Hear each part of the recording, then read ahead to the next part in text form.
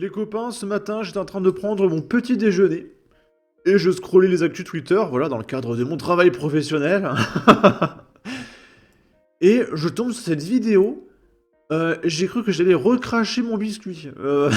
J'ai pas compris ce qui s'est passé. Il y a une journaliste de France Inter qui va dénoncer l'extrême gauche. Alors, même si elle dénonce l'extrême gauche, elle va le faire en les comparant à Éric Zemmour. Comme ça, elle crache quand même sur l'extrême droite. Voilà, faut quand même rigoler un petit peu. Mais elle dénonce l'extrême gauche. Franchement, on pourrait presque croire à une vidéo sous IA. Écoutons ça, les copains.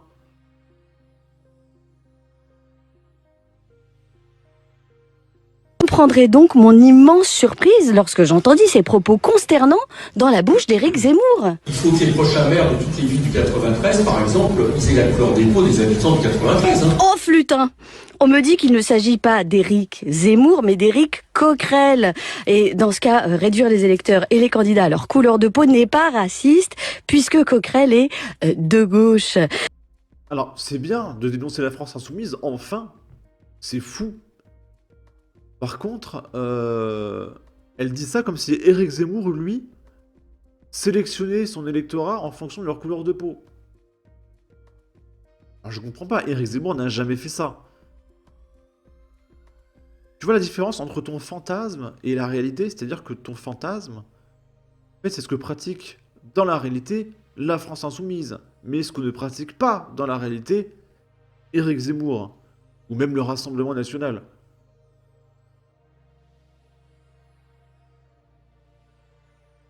Maintenant, Zemmour. Vous avez une opportunité en or qu'enfin un racisé dirige ces deux villes et fasse en sorte que le réel peuple de France reprenne le pouvoir. Oh, flutin de rechef. D'accord, tout y est. La couleur de peau des candidats, l'opportunité des électeurs racisés de reprendre le pouvoir en tant que vrai peuple, celui qui a la bonne couleur donc. Mais Zemmour n'a pas l'accent du Sud, et deux, le député insoumis Sébastien Delogu n'est pas raciste puisqu'il est de gauche. Alors, Marine Le Pen maintenant peut-être. Il n'y a qu'une seule façon de s'affranchir de ces chaînes, élire celles et ceux qui nous ressemblent. Alors, des propos dont on me dit qu'ils auraient été tenus par Rima Hassan après avoir commencé son discours par l'idée que... Son nom, la couleur de sa peau, c'est politique. Ah bah voilà, c'est le seul moyen pour se libérer de ces chaînes, ce serait de voter pour des candidats qui nous ressemblent, ce qui justifie le vote raciste, tout en ramenant ceux qui refuseraient cette injonction à la condition d'esclaves. Le tout dans la France de 2026. Alors en attendant de reconnaître que cette gauche identitaire est en train de mobiliser les pires pulsions racistes pour arriver à ses fins, il serait peut-être urgent de se mettre à combattre vraiment le racisme, tous les racismes et d'où qu'ils viennent.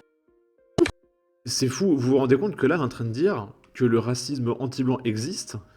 Alors on sait qu'il existe, mais je veux dire pour la gauche, incroyable de le dire. Et elle dit que c'est pas bien. C'est fou. Et regardez, quand elle parlait de Sébastien Delogu, elle a dit des racisés en faisant des guillemets avec ses doigts. Elle n'aime pas le terme racisé. Alors je suis d'accord. Mais je veux dire, voir une journaliste de France Inter le dire, ça m'a interpellé. J'ai fait « Ah !»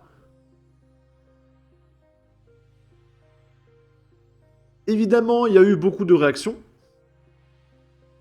Bordel! Même France Inter commence à doucement ouvrir les yeux, MDR. Tiens, France Inter est en train de se racheter une virginité. Le nouveau chroniqueur du Point, Wellboss, est un ancien candidat du Rassemblement National. Tu m'étonnes qu'il vaut mieux taper sur la gauche pour elle. Ah, ils sont pas contents les gauchistes hein, quand on parle mal d'eux. Et en plus, il ressemble à Camille Abderrahmane mais en blanc. Ok. Tu sais, on est en train de parler des gens qui se moquent de ta couleur de peau, mon cher monsieur. Elle te défend, la journaliste de France Inter, là, tu comprends ça? C'est compliqué, hein.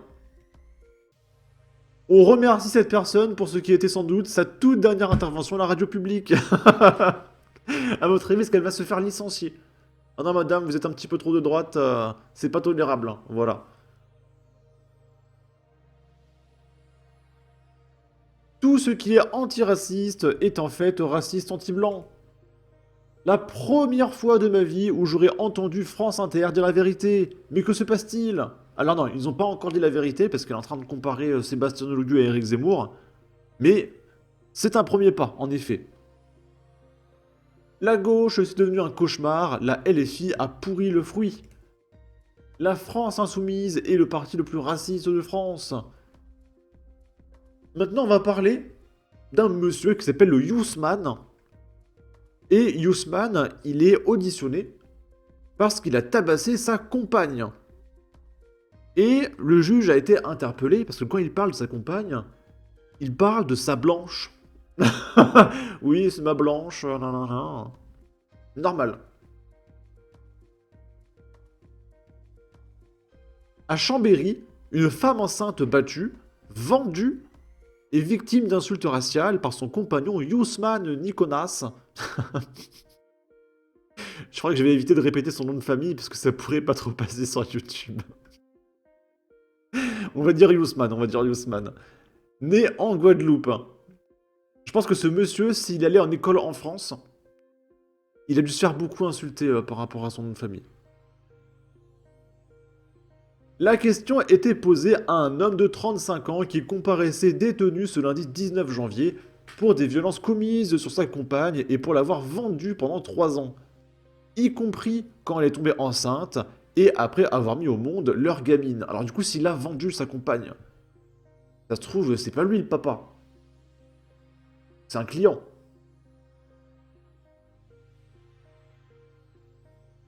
Le couple s'était formé grâce à une appli de rencontre en 2022. Les premières violences selon la victime sont arrivées seulement 3 semaines après le début de la relation. Ah, les femmes. C'est fou cette attirance qu'ont certaines femmes envers les mecs ultra violents. Parce qu'en plus, sur une appli de rencontre, tu vas pas me dire que la nana, elle avait pas assez de possibilités. Une nana sur un site de rencontre, elle a des centaines de messages. Et je le sais parce que j'ai essayé. Tiens, je pourrais faire une vidéo où je vous montre ce qui se passe quand on fait un profil féminin. Je vous montrerai à l'occasion. Et mais du coup, elle a préféré choisir Yousman. Elle a vu Yousman, elle a fait tiens, c'est lui que je vais choisir. C'est fascinant, honnêtement, je sais même pas quoi dire.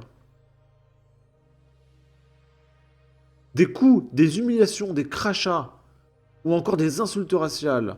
Le prévenu, né en Guadeloupe, traitait sa compagne de, je cite, sa blanche. La victime, à la personnalité qualifiée de borderline par les experts, n'a pas su se dépêtrer de l'emprise que son compagnon lui a imposée. Et la situation a dégénéré jusqu'à la P-word. Suivant les réquisitions du parquet, le tribunal a déclaré Yousman Nicolas.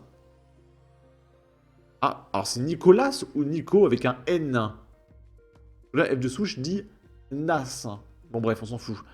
Il y a une faute au niveau du nom de famille. Coupable des faits qui lui étaient reprochés. Et l'a condamné à une peine de 4 ans de prison, dont 2 avec sursis probatoire. Il devra se soigner, travailler et indemniser la victime. Le tribunal lui a retiré l'exercice de son autorité parentale et à l'interdiction d'entrer en contact avec la victime. Voilà, en tout cas, ça fait plaisir de voir la gauche commencer à se faire un petit peu blacklister par les grands médias. Bon, on est encore loin de ça, en réalité, mais c'est un tout petit pas. Voilà. Et j'espère qu'il y aura beaucoup plus de pas à l'avenir.